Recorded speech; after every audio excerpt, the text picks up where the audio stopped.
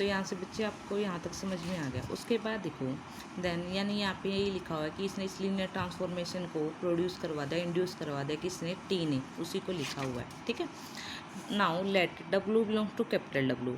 Then अब देखो मेरे पास क्या था, डब्ल्यू कैपिटल डब्ल्यू का था जी, डब्ल्यू क्या था, इनवेरिएंट था अंडर टी, यानी कि डब्ल्यू अगर इनवेरिएंट अंडर टी का मतलब क्या है, इसका मतलब ये था कि डब्ल्यू अगर कैपिटल डब्ल्यू का ना तो उसमें टी लगा दो तो भी वो डब्ल्यू का ही जा रहा था। अब मैं देखती हूँ क्या टी स्केयर के अंदर भी ऐसा ही होगा। देखो टी स्केयर के अंदर मैं क्या लिखती हूँ, टी ऑफ टी डब्ल्यू।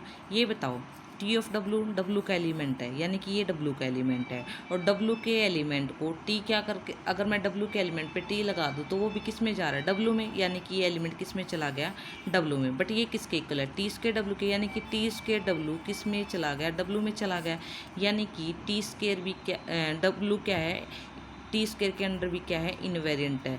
अगर टी स्केयर के अंदर इस तरह में टी क्यूब के अंदर भी बोल सकते, टी फोर के अंदर भी बोल सकते, इस तरह वो क्या आ गया, टी के अंदर क्या आ गया, इनवेरिएंट आ गया।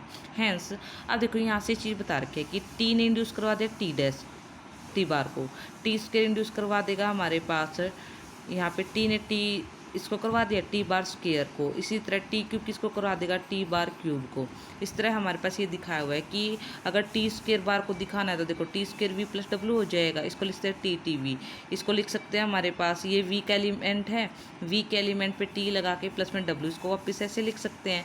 और इसको कैसे लिखते हैं, बाय डेफिनेशन जो हमने डिफाइन किया था, यानी कि ये बताना चाह रहा है जैसे टी ने टी बार को इंड्यूस करवा दिया ना, इसी तरह हमारे पास टी स्केयर बार हमारे पास किसको इंड्यूस करा देगा, टी स्केयर किसको इंड्यूस करवा देगा हमारे पास, टी बार स्केयर को। ठीक है, यहाँ पे स्टेप करना चाहो तो कर लेना, अदरवाइज ये करने की ज़रूरत नहीं है। उसके बाद देखो यानी कि यहाँ से हमारे पास टी के ने किसको इंड्यूस करा दिया, टी बार के को। उसके बाद ये वाला स्टेप करना है कि अब मैं ये बताना चाह रही हूँ क्या मैं चाहे टी स्केयर का बार लिख लूँ चाहे टी बार का स्केयर लिख लूँ, वो दोनों चीज़ें सेम है, ये चीज़ मैं प्रूव करना चाह रही हूँ। तो देखो टी स्केयर के टी स्केयर पे मैंने बार लगाया, मैंने जैसे जैसे इसको ओपन किया तो ये इक्वल आ गया टी बार का square V plus W, V plus W से वी प्लस डब्ल्यू हटाएंगे तो यानी कि चाहे मैं टी स्केयर का बार कर लूँ चाहे टी बार का स्केयर कर लूँ, दोनों चीज़ें क्या है, सेम है।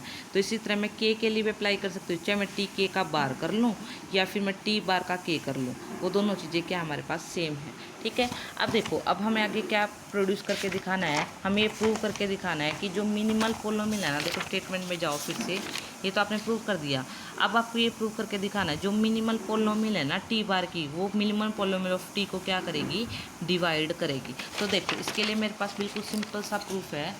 इसके अंदर क्या कह रहा है कि मैंने मान लिया है कि मेरे पास कोई भी एक क्या है, ये एक पोलिनोमियल है। ठीक है, वी ऑब्जर्व दैट, जैसे मैंने इसके अंदर टी बार लगाया तो टी टी बार आ गई सारी जगह पे। अब देखो अभी मैं प्रूव करके आई हूँ, चाहे मैं टी बार का स्केयर लिख लूँ, ठीक है, चाहे टी स्केयर का बार लिख लूँ, दोनों जैसे मैं तो मैंने उनकी जगह पे ये लिख दिया। ठीक है, उसके बाद हमारे पास क्या है, अल्फा आई प्लस में टी बार की जगह पे क्या है, टी बार किसके इक्वल है, टी के, और टी स्केयर बार अभी प्रूव करके आई हूँ टी स्केयर के इक्वल है, टी एम बार किसके इक्वल है, टी एम के इक्वल है, तो इनकी जगह पे ये आ गया। यानी कि ये जो हमारे पास ये आ गई पोलिनोमियल, वो हमारे पास क्या आ गई, यानी कि मैं इस पूरे चीज़ को क्या लिख सकती हूँ, इस पूरे का, देखो ये सारे पे बार आया हुआ है ना, तो मैं इस पूरे के ऊपर बार लगा सकती हूँ। यानी कि ये क्या आ गई, ये इसके अंदर क्या है, इस पोलिनोमियल के अंदर टी है जिसके ऊपर पूरे पे बार है। अब देखो सो इफ़ अगर क्यू टी, अगर मान लो क्यू टी अगर जीरो हो जाए, क्यू टी जीरो होगा तो इससे क्या हो जाएगा, क्यू टी बार भी जीरो हो जाएगा। हैंस अगर जो पोलिनोमियल है, अगर कोई भी पोलिनोमियल है जिसको टी सेटिस्फाई करेगा, ये बताना चाह रहा है, उसको टी बार भी क्या कर जाएगा, सेटिस्फाई कर जाएगा। Hence if T satisfy Q X, so इसने ये बता रखा है कि जिस पोलिनोमियल को टी सेटिस्फाई करेगा उसको टी बार भी सेटिस्फाई करेगा। नाउ अब हमें तो मिनिमल पोलिनोमियल देखनी है, मैंने ये मान ली मिनिमल पोलिनोमियल है टी की, और ये मैंने मान ली minimal polynomial P one X T bar की। ठीक है, अब देखो ये मिनिमल पोलिनोमियल है टी की, मिनिमल पोलिनोमियल को क्या करती है, हर एक जो ट्रांसफॉर्मेशन होगा उसको क्या करते हैं, सेटिस्फाई। अगर मैं कह दूँ ए कोई भी मैट्रिक्स है, इस मैट्रिक्स की मिनिमल पोलिनोमियल निकाल लो, उस मिनिमल पोलिनोमियल में ए रख के देख लो, उसको सेटिस्फाई करेगी।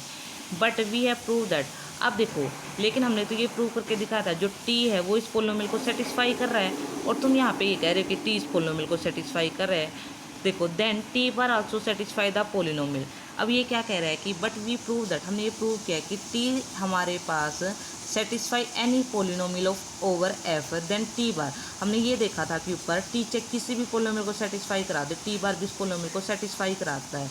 तो यहाँ पे जो टी इस पोलिनोमियल को सेटिस्फाई करा रहा है ना, तो टी बार भी इसको कराएगा। बट हमारे पास P1 तो क्या है, उसकी मिनिमल पोलिनोमियल है और ये कोई भी अदर पोलिनोमियल है। तो यहाँ से हमें एक रिजल्ट पता है कि जो मिनिमल पोलिनोमियल होते हैं ना, वो कोई भी अदर पोलिनोमियल उसको डिवाइड कराते हैं। तो मिनिमल पोलिनोमियल है टी बार की P1 और ये कोई भी अदर पोलिनोमियल है, तो P1 क्या करा देगी, P को डिवाइड करा देगी। यानी कि मिनिमल पोलिनोमियल थी जो टी बार की, उसने मिनिमल पोलिनोमियल ऑफ टी को क्या करा दिया, डिवाइड करा दिया। ये वाली चीज़ मैं कब लिख पाई कि पी टी बार भी हमारे पास क्या हो गया, 0। ये मैं तब लिख पाई जब मैं इस चीज़ को प्रूव करूँगी। इसलिए इसने इस स्टेप से पहले इस चीज़ को प्रूव किया हुआ है कि किसी भी पोलिनोमियल को अगर टी सेटिस्फाई करता है, उसको टी बार भी क्या करता है, सेटिस्फाई करवाता है। तो ये था आपका प्रूफ।